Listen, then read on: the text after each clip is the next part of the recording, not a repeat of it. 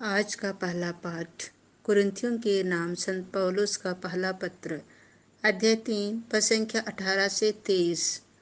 सब कुछ आपका है, परंतु आप मसीह के और मसीह ईश्वर के हैं। कोई भी अपने को धोखा ना दे। यदि आप लोगों में से कोई अपने को संसार की दृष्टि से ज्ञानी समझता हो, तो वह सचमुच ज्ञानी बनने के लिए अपने को मूर्ख बना ले, क्योंकि इस संसार का ज्ञान ईश्वर की दृष्टि में मूर्खता है।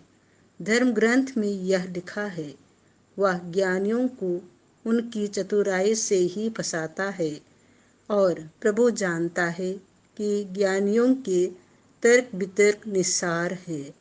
इसीलिए कोई भी मनुष्यों पर गर्व ना करे।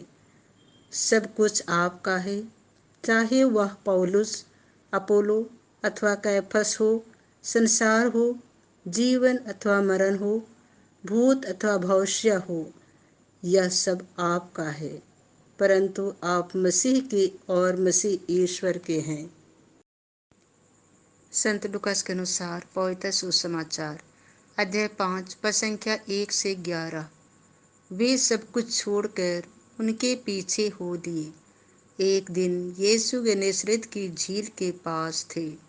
लोग ईश्वर का वचन सुनने के लिए उन पर गिरे पड़ते थे। उस समय उन्होंने झील के किनारे लगी 2 नावों को देखा। मुझपी उन पर से उतरकर जाल धो रहे थे। यीशु ने सिमोन की नाव पर चढ़कर उसे किनारे से कुछ दूर ले चलने के लिए कहा। इसके बाद वह नाव पर बैठकर जनता को शिक्षा देने लगे। उपदेश समाप्त करने के बाद उन्होंने सिमोन से कहा, नाव को गहरे पानी में ले चलो और मछलियां पकड़ने के लिए अपने जाल डालो। सिमोन ने उत्तर दिया, गुरुवर, रात भर मेहनत करने पर भी हम कुछ नहीं पकड़ सके, परंतु आपके कहने पर मैं जाल डालूंगा। ऐसा करने पर बहुत अधिक मछलियां फंस गई और उनका जाल फटने को हो गया।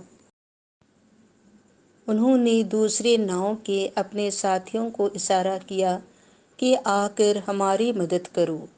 वे आए और उन्होंने दोनों नावों को मछलियों से इतना भर लिया कि नावें डूबने को हो गई। यह देखकर सिमोन ने यीशु के चरणों पर गिरकर कहा, प्रभु, मेरे पास से चले जाइए, मैं तो पापी मनुष्य हूँ। मछलियों के जाल में फंसने के कारण वह और उसके साथी विस्मित हो गए। यही दशा याकूब और योहन की भी हुई। ये जबेदी के पुत्र और सिमोन के साझेदार थे। यीशु ने सिमोन से कहा, डरो मत, अब से तुम मनुष्यों को पकड़ा करोगे। वे नावों को किनारे लगाकर और सब कुछ छोड़कर यीशु के पीछे हो लिए।